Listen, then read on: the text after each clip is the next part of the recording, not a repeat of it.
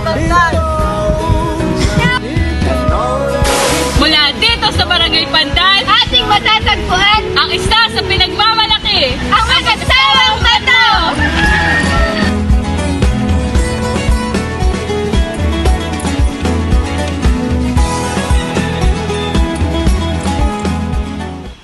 Go. Magandang hapon po, Nanay Aidilyn Orozco. Ako po ay si Ian at narito po ang aking mga kasamahan mula sa paaralan ng NQCI. Kami po yung mga mag-aaral ng NQCI. At nais po namin kayong tanungin ng mga kaunting katanungan patungkol sa Barangay Pandan. Ayan. Unang tanong po ay, ano po ba yung may pagmamalaki ng Barangay Pandan ay? Ang maipagmalaki namin dito sa aming barangay, meron kami mag-asawang bato. Meron kami na mga pools diyan sa may ilay na Inaduwang. Tapos itong aming lugar ay napaka tahimik. Yan ang kaya namin dito ipagmalaki, tahimik, maraming halaman. Kumbagay, fresh pa lang lahat ng aming nakakain dito ay puro fresh. Ayan, ano po ba yung mga nagustuhan ninyo sa Barangay Pandan na ito bukod sa mga inyo na banggit? Yun nga, nagustuhan ko dito sa aming lugar dito kahit lang hindi mo kailangan dito kailangan natin ng pera, di ba? Pero mas less dito sa gastos dahil hindi kami bumabayad dito ng tubig. Hindi kami dito bumabayad ng kuryente dahil wala kaming kuryente. At saka yung tahimik. Ayun, nabanggit niyo na po na wala po kayong kuryente dito sa inyong barangay. Ano po, sa tingin niyo po ay kontento na po kayo sa ganito pong kalalagayan ninyo dito sa barangay? Kung wala kaming choice na iba, kontento na kami. Pero, ayan din at mayroon na din kami dadating na kuryente. Pero mas maganda yung may kuryente dahil pwede kang maghanap buhay. Pwede kang magtinda ng mga nahuhuli namin isda na pwede mo namin itinda para aming ilagay sa rep para hindi masira agad. Ayun po, salamat po Nanay sa pagsagot po ng aking mga katanungan. Ngayon naman po ay iimbitahin ko naman po ang aking kasama upang maglaan pa ng mga tanong para po sa inyo. Ayan, Nanay, di ba po nabanggit niyo po na pinagmamalaki po ng Barangay Pandan ay yung mag-asawang bato na kung saan dinarayo po ng mga maraming turista. Ano ba naman po yung ipinagmamalaki niyong pagkain o pinagmamalaki niyo sa mga karating bayan po? Meron kami din, bukod sa sinantol bed, may pinangat din kami. Opo. Yung gabi. Opo. Yan din ang pinagmamalaki namin dito, yung gabi, yung laman. Pwede namin yun na barkatin. Na marami ding mga dumarayo dito na gusto yun na matikman. Yun po. Tapos, bakit po ba yung sinantolay talagang hinahanap-hanap po ng mga turista? Dahil yun ay dahil marami yung sahog na mga may fresh na isda. Tapos may fresh na kasal. Masarap talaga. Kaya dinarayo dito ng mga dumarayo ng mga bisita din na nadating dito sa amin. Eh yun talaga ang gusto nila. Meron din kaming tinuto. Yun po. Oo. Ang tinuto po ba ay yung po yung laing? Laing. Laing. Ayun, maraming salamat po.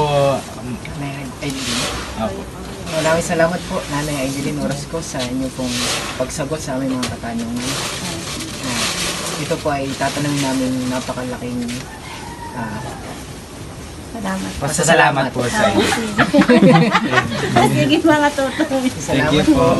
Balang araw masusulat ko kaya ang kanta na bibili ng bahay. Isa rin sa pinagmamalaki ng Barangay Pandan ay ang Layon River na kung saan dinarayo ng mga turista dahil sa malamig, malinaw at malinis na tubig. Kasi gusto kong ibigay ang buhay na gusto mo at gusto kong ibigay ang buhay na gusto mo at gagawin kong kahit ano. At mula rito sa Barangay Lubayat, isa rin ito sa pinagmamalaki nilang pasyalan ng mga turista dahil sa ganda at linis ng kanilang ilog.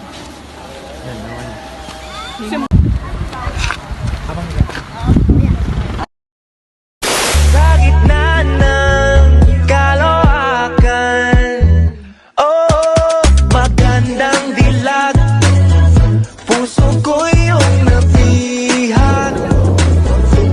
Wala nang inantay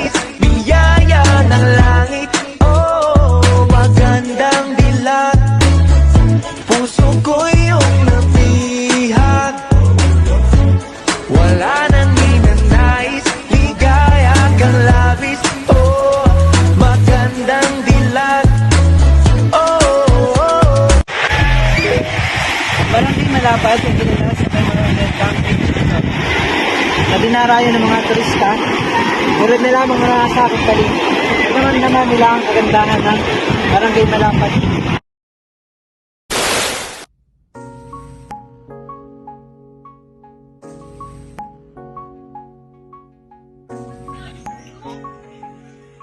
Ito tayo ngayon sa Barangay Malapad, Real Quezon, na kung saan kanilang ipinagmamalaki ang kanilang magandang talon sa aking likuran na maraming turista o dayuhan na pumupunta dahil sa ganitong ganda at linis ng kanilang talon.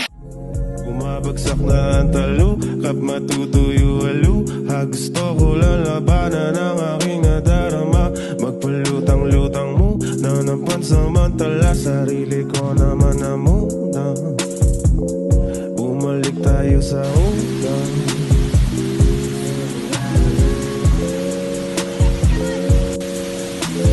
Dami ko na yata na inom. Nahihilin na ang isip ko sa dami ng tanong. May demonyo na sumulog. Biglang na lang bumulog. Pero kailangan ng sarili ay laging makulog. Uy, picturean mo ko.